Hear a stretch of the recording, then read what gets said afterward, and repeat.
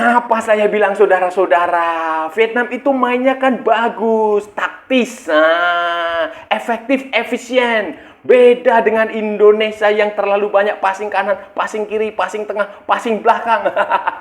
Saya kan udah bilang, kalian sih nggak percaya. Soalnya saya ada di lapangan, jadi saya lihat sendiri cara mereka main itu seperti apa. Beda sama komentator-komentator lain di YouTube itu yang hanya bisa reaction, nonton dari TV. Beda. Halo saudara-saudara, jumpa lagi dengan komentator gadungan di sini. Dengan komentator yang gadungan. Seperti biasa saudara-saudara, seperti biasa. Kalau kita sudah bertemu pasti akan ada yang kita bicarakan, akan ada yang kita perbincangkan, kita ulas, kita analisis, kita cakap, kita bacotin, kita gibahin, kita cangkeman tentang sepak bola di seputaran Asia Tenggara, di negara-negara tetangga, negara-negara sahabat, negara-negara serumpun, negara-negara jiran.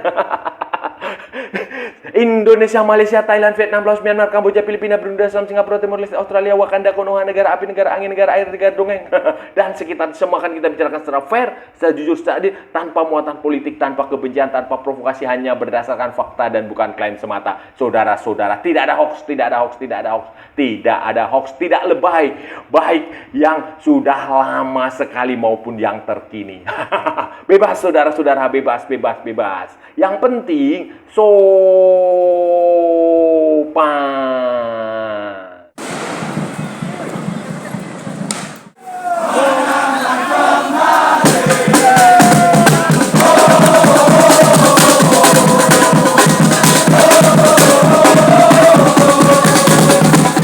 Jadi begini saudara-saudara, jadi begini, seperti yang sudah kita ketahui bersama, hasil pertandingan final Piala AFF U23 tahun 2025 dimenangkan oleh Vietnam. Vietnam hat-trick berarti saudara-saudara, 2022, 2023, dan sekarang 2025 mereka juara, sementara Indonesia kembali menjadi runner-up. Runner up, nggak apa-apa lah. Jadi runner up itu Indonesia itu sudah tradisi. Senior itu ASEAN, Piala AFF itu juga runner up, berkali-kali runner up, nggak pernah juara, runner up terus. Sekarang juga kita jadi runner up, nggak apa-apa, biasa aja.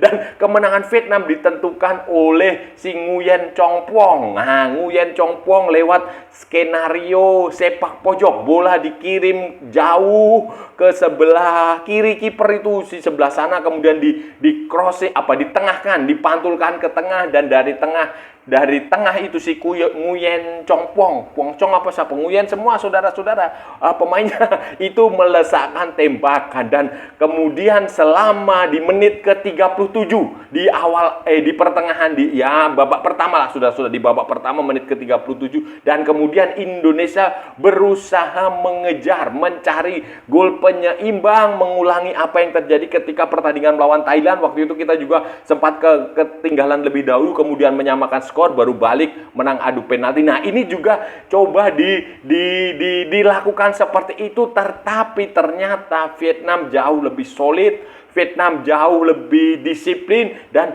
Vietnam jauh lebih cerdik dalam main game.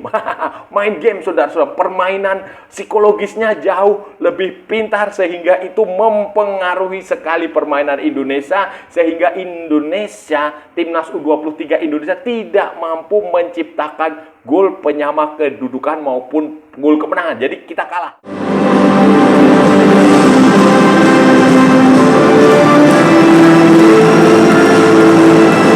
Saudara-saudara ingat, seperti yang sudah sering saya katakan di tayangan-tayangan sebelumnya, di video-video saya sebelum, saya sudah berkali-kali mengatakan bahwa Vietnam ini tim yang bagus, Vietnam ini tim yang berbahaya, cara main mereka efektif, efisien, taktis, strategis, kemudian postur mereka bagus, mereka tidak berlama-lama membawa bola, mereka selalu mengalirkan bola. Itu saya sudah berkali-kali mengatakan itu. Kalau nggak salah, kalau nggak percaya silahkan dicek lagi. Dan waktu itu banyak ya warga Konoha ini kan kayak gimana gitulah, itu banyak yang meremehkan saya, dan ternyata terbukti. Terbukti mainnya Vietnam itu memang saya sudah amati seperti itu. Mereka taktis, begitu dapat bola mereka kirim, mereka mendribel bola, iya mendribel bola, tetapi tidak seperti pemain-pemain Indonesia. Mereka mendribel bola seperlunya saja diumpankan. Kemudian ketika mengirim bola, mereka mengirimkan bola kepada di ruang kosong yang nggak ada pemain Indonesia, di ruang kosong yang bisa dikejar dengan mudah, didapatkan dengan mudah oleh rekannya sesama pemain Vietnam. Itu yang terjadi, mereka passing dengan sangat efektif. Dan kemudian main games mereka, perang psikologis mereka, cara mereka memprovokasi dalam tanda petik ya, ya itu di sepak bola ya seperti itu. Cara main itu bukan hanya soal otot, tetapi juga soal ini otak itu juga digunakan, dan itu mereka mainkan betul. Mereka berusaha untuk membuat emosi pemain Indonesia itu terpancing. Mereka sudah mempelajari betul bahwa emosi pemain Indonesia itu gampang terpancing, dan itu terbukti pemain Indonesia dalam ketinggalan aja mereka intensinya dan saya lihat auranya itu ingin berkelahi aja. Sumbu pendek sudah gampang panas, ada kejadian apa sedikit dibenturkan sedikit, wah mereka langsung berkumpul minta kartu kuning mau berkelahi. Itu sebenarnya bagian dari strategi Vietnam untuk meruntuhkan Indonesia, dan itu sudah saya katakan jauh-jauh hari sebelumnya, saudara-saudara. Kalau saudara-saudara nggak percaya silahkan diputar lagi videonya.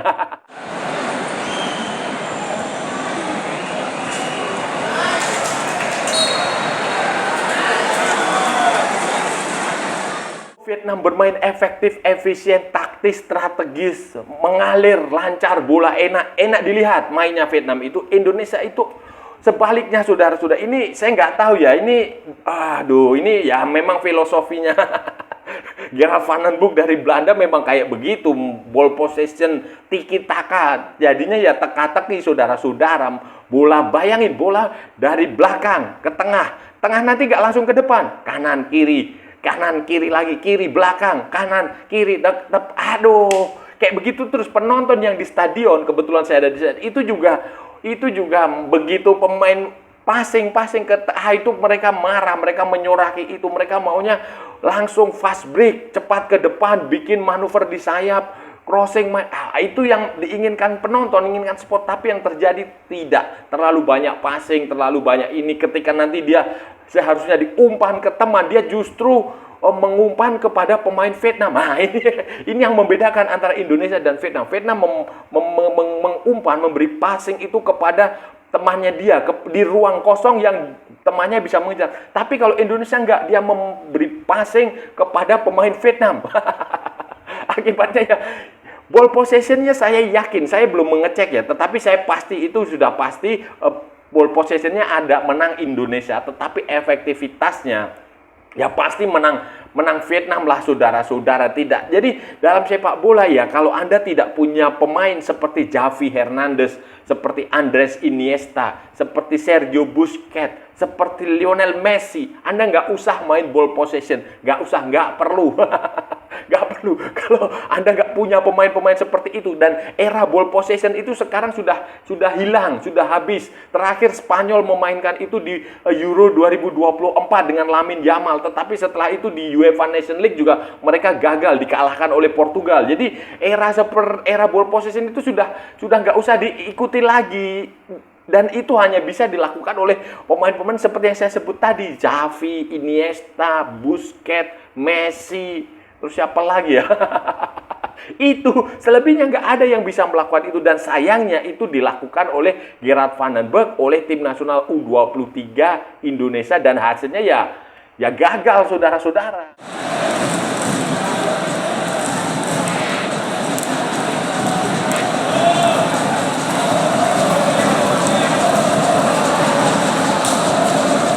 Saya amati lebih jauh, saudara-saudara, memang kalau untuk mengurus pemain lokal Indonesia, ini kan mayoritas pemain lokal ya.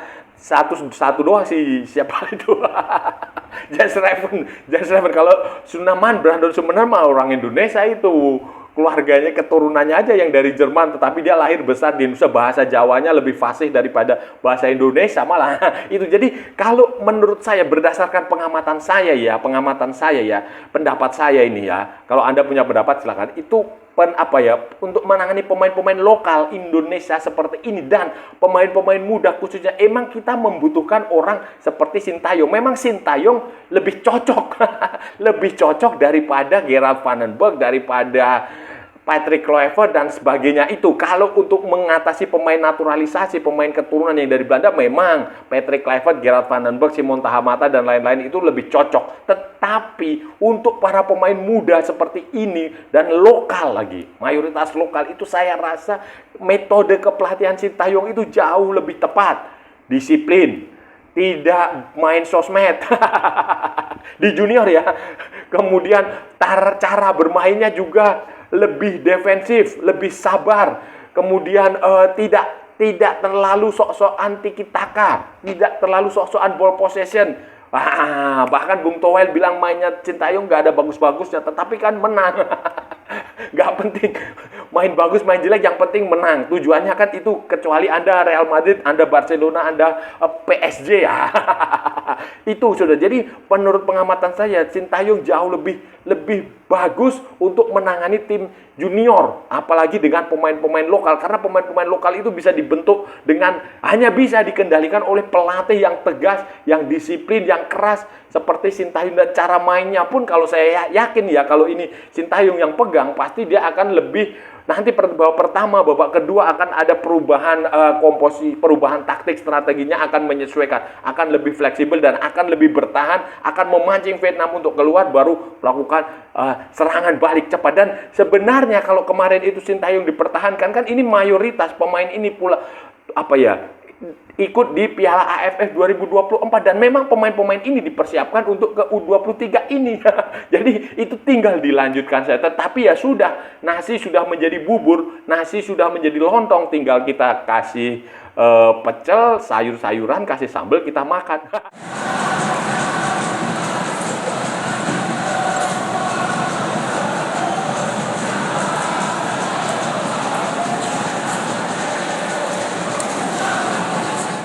Saudara-saudara, selanjutnya ini yang jauh lebih penting dan harus segera dilupakan kegagalan di Piala AFF kali ini. Yaitu bulan September itu, saudara-saudara, mulai tanggal 3 September kalau nggak salah, itu akan ada kualifikasi Piala Asia U23 buat tahun 2026, tanggal 3, tanggal 6, tanggal 9. Indonesia akan bermain terlebih dahulu dengan Laos, kemudian dengan Makau, dan terakhir dengan Korea Selatan. Sementara Vietnam ini, saudara-saudara, dia tergabung di grup A. Dia lawannya lebih enak, saudara-saudara. Ini Vietnam saya rasa akan bisa lolos nih ke Piala Asia U23 nih. Itu dia lawannya lebih enak. Ada di grup A, di grup C, saudara-saudara. Di grup C, Vietnam di grup C itu akan bermain dengan Yaman. Singapura nggak ikut di Piala AFF kan, mereka fokus ke situ, ke Asia U23. Kemudian ada lagi Bangladesh, negara tetangga. Bangladesh. Nah, Indonesia ini, saudara-saudara, kalau ini catat omongan saya ya, catat omongan saya, karena beberapa omongan saya terbukti memang. Kalau Indonesia tidak ada perubahan cara bermain, saya pesimistis. Dan masalahnya, saudara-saudara, ini waktunya cuma 1 bulan. Waktunya cuma 1 bulan, dan kalau dalam waktu 1 bulan ini saya rasa beratlah, saudara-saudara lah. Tidak akan semudah membalik telapak tangan, karena ini terkait dengan filosofi permainan dari Gerard van den Berg, filosofi permainan dari menir-menir Belanda ini, saudara-saudara, yang memang mereka dididik dengan 4-3-3, dengan ball possession, dengan total football, dengan penguasaan bola. Ini sulit, dan saya kok merasa ini kemungkinan akan Indonesia tidak akan bisa gagal. Ya saya harap sih nggak terjadi, saudara-saudara. Saya harap nggak terjadi, tetapi kok ada kemungkinan besar Indonesia akan gagal lolos ke Piala Asia U23, karena lawan kita Korea Selatan mainnya jauh lebih bagus dari Vietnam, saudara-saudara. Mainnya lebih bagus dari Vietnam, dan ya sayang sekali lah.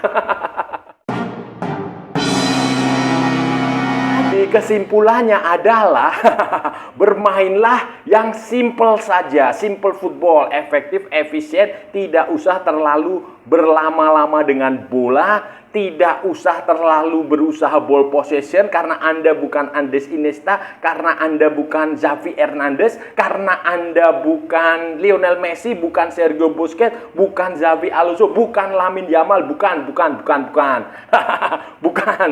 Jadi itu saja cara memperbaikinya, bermain simple saja, mengalir. Buat apa ball possession 99% tapi Anda nggak bisa mencetak gol?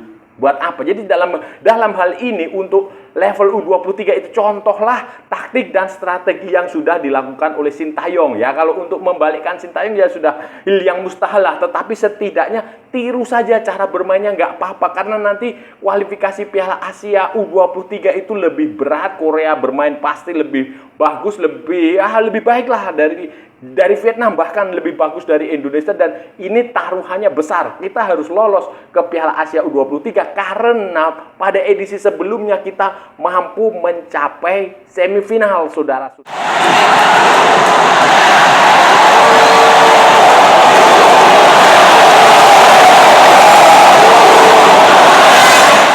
Saudara-saudara, itu tadi pembahasan kita hari ini, saudara-saudara. Kita sudah bicara panjang lebar dari A sampai Z, dari barat sampai ke timur, dari utara sampai ke selatan, dari Sabang sampai Merauke, dari Pulau Rote sampai Pulau Miangas. Semua sudah kita perbincangkan, semua sudah kita cakap, semua sudah kita ulas, semua sudah kita analisis, semua sudah kita bacotin. Tadi saudara-saudara, tadi kita mengevaluasi hasil pertandingan final Piala AFF U23 sekaligus turnamen itu secara keseluruhan, di mana Indonesia mengalami kegagalan setelah dikalahkan Vietnam di final, saudara-saudara, 0-1 oleh golnya si Nguyen.